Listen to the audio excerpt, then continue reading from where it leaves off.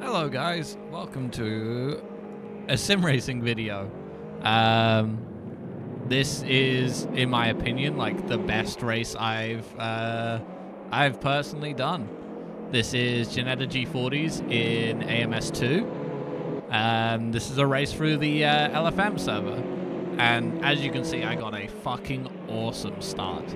I am super happy with the start that I got in this race. It genuinely seems like a trait that I have. It just in my driving that I tend to react to the start pretty quickly and tend to get a decent start. So in this race, I qualified in 5th, and that's where I started on the grid. And at this point, you can see I'm in 2nd. Had a little bit of a touch with the green car behind, but nothing too major. Coming into the stadium section here on lap 1, guy in the lead goes a little bit wide, and I kind of take advantage of that and steam around him. And there you go, like 5th to 1st in within the first lap, which is pretty fucking awesome.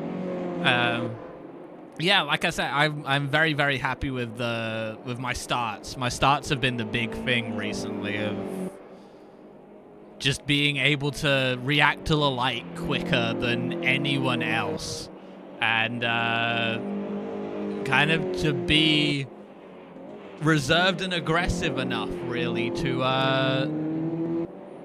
make up places. And it seems to be just a trait that I have in general. Because a few people have noticed it when I've shown them me racing. But I just kind of get off the line really well and just better than anyone else. But to me, it's great that's a trait that's inbuilt. You know, it's the point in time where everyone's closest, so being able to cut through them is pretty good. But yeah, as you can see, I'm just kind of getting a little bit of a gap here, but honestly, this is about as big as the gap ever gets this entire race. This is a 20-minute race.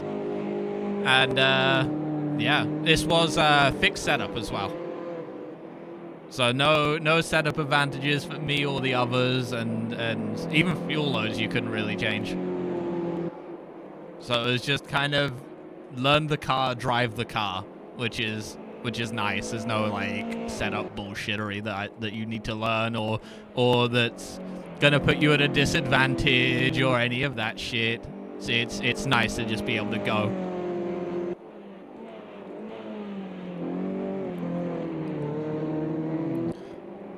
Yeah, you can see the fighting going on behind. That was kind of a theme of this entire race as well. It was just constant fights. And there you go. You can see the board come up for a safety car.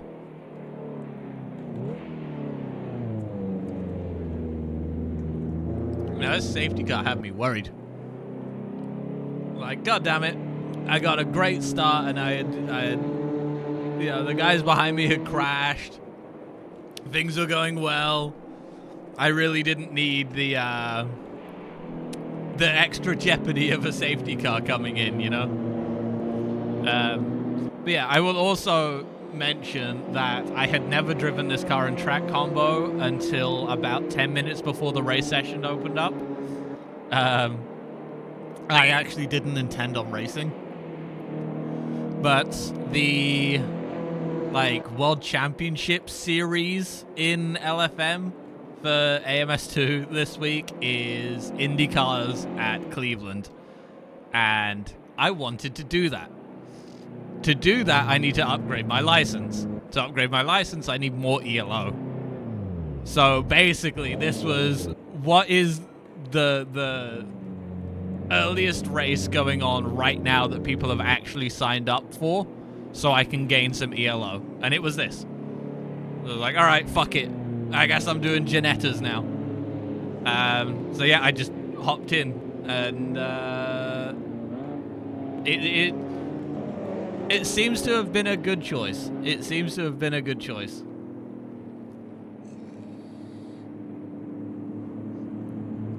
But yeah, just kind of cruising around behind the safety car. This was a really quick safety car too. you'll see the lights, the moment I got up behind it, it was like, all right, it's coming in this lap. It's like, oh shit, okay. I hadn't started prepping the car at all for a race start. You can see right there's where I got the call. It's like, okay, tires warm, brake drag, get everything nice and toasty and ready to go, basically. But I found this thing to be an absolute blast to drive. It's super, super chuckable. Kind of the lightweight of it and how small it is. It's very responsive, which is very nice. But yeah, just backing them up, and then go.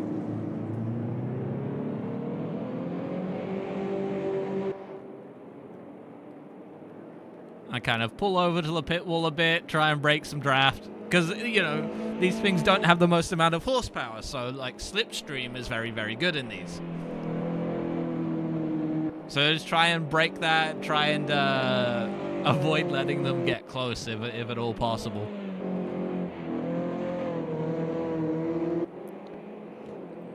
I had a really good fight with that red car behind there, which you'll see coming up, I think. It's either this lap or the next lap. I had a really, really tight fight with him.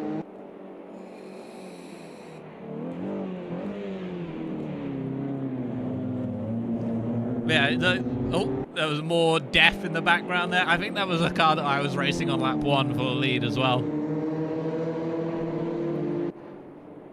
But yeah, you'll see I do make some mistakes in this. It definitely wasn't a perfect race.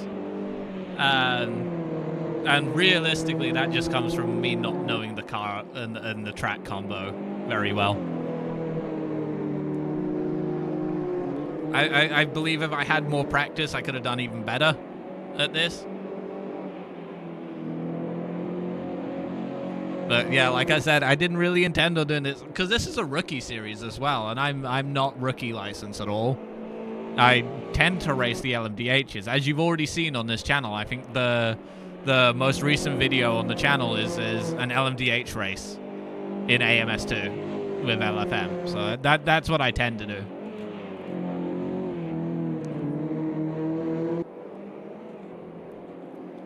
But yeah, it was kind of just us three that kind of ran away. Orange guy there in third never really troubled the two of us, which was nice. I kind of was just able to focus on fighting this red car.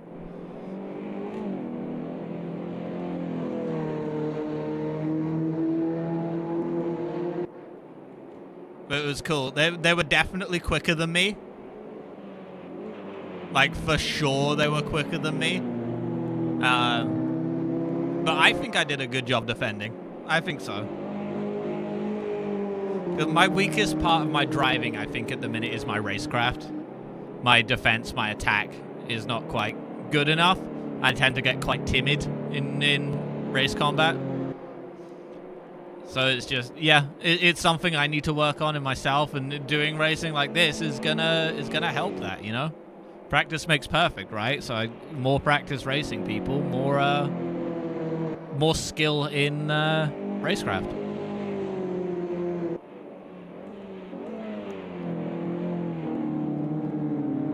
There, you can see how tight it was.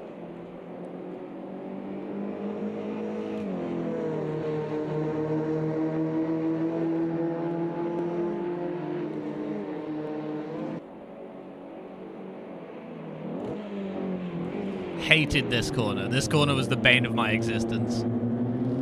It's so tight on the entry. Like the entry is so open, the exit is so tight.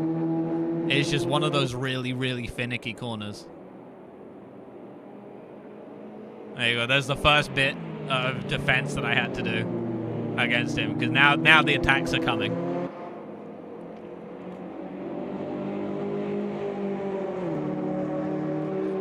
And because of that, I kind of started to get a little bit panicked and ran wide there, coming into the last corner. And he managed to find a way through. And the orange car there in third almost came by as well. I was very lucky he didn't, because I was very lucky he didn't, because if he did, I think the red car would have gotten away. But I used up my one track limits warning there, just to try and stay with red car. Forced him to the inside. That pinched him up a bit. Got him a poor run out of the corner, which let me get up side by side with him now. And I said fuck it and went too wide around the outside here. Managed to hold it. Big dive under the brakes. Still side by side. We were still side by side here. That one's a tough incident. On my end, there was no incident points given to me at all by LFM for that. He did get incident points for that. I personally believe I was turned in on, and that I should have been entitled to space there, but it is what it is. We both kept racing, so it's all good. Live to fight another day, right? But yeah, like I said, I didn't get any incident points for that. He did. I believe it was more on him, but, you know, a racing incident, let's be real. But yeah, it allowed me to get back up in front and continue the fight. You see, there's another little mistake that I just kept making in these. He unfortunately brakes on the grass there and goes very wide, which now allows the orange car up into second place, now trying to chase me down.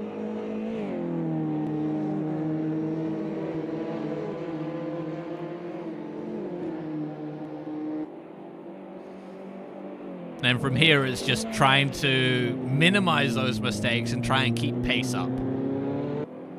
Because the last thing I want to do now, after I've, you know, worked for this lead multiple times since the race start, the last thing I want to do is throw it all away from a stupid mistake, you know? And, yeah, also I apologize for the pausing and all of the and stutters and stuff like that. I'm not used to commentating on stuff. It's just not a strength that I have, unfortunately. It's also like I don't do this very often, as you know. If you're on my channel, you can see how rarely I post videos. I think I tend to lend myself more towards streaming, because then I kind of have people to bounce off of and chat, you know? But just sitting here chatting about my own fucking shit is weird for me. It's certainly weird for me. But yeah, just continuing to drive the damn car, and that's really all it came down to for the rest of this race. It honestly is to just drive the goddamn car. Don't overthink it, just drive the damn car. And that's kind of what I tried to do. Just drive the car. Don't think about what's going on behind. Just drive the damn car.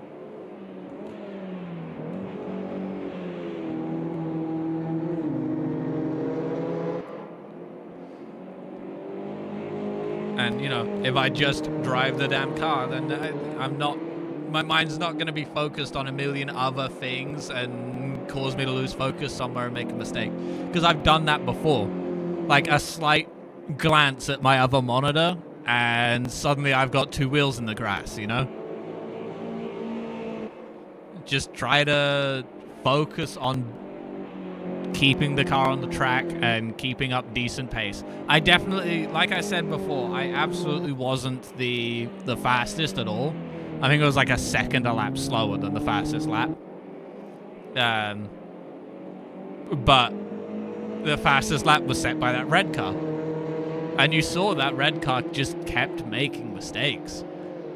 And also my defense against him was pretty good, in my opinion. Your opinion may vary. But it just let me keep the lead by just making less mistakes than the other cars, even though I was slower. I was able to just hold this lead. And that served me so well that I finally I was able to just lock in and drive the goddamn car. because that has been something that I struggle with. As somebody with autism and ADHD, I am very, very, very easily distracted. So me being able to finally get into a groove and just drive the damn car is an important step that I've been able to make now. Because yeah, I feel like that's my racecraft and my distractedness is probably the things that hold me back as a sim racer mostly. Because, you know, like if I'm always distracted, then I'm obviously not focusing on driving the car fast, and I'm not focused on the consistency at all, and you know, it leads to mistakes, as you've seen from my other clips. You know, I have a good race and I make a mistake. Usually it's one huge one and the race is completely ruined, right? So this is much, much more improved for me. Just making a few small mistakes rather than one big one, because the small mistakes I can make up for.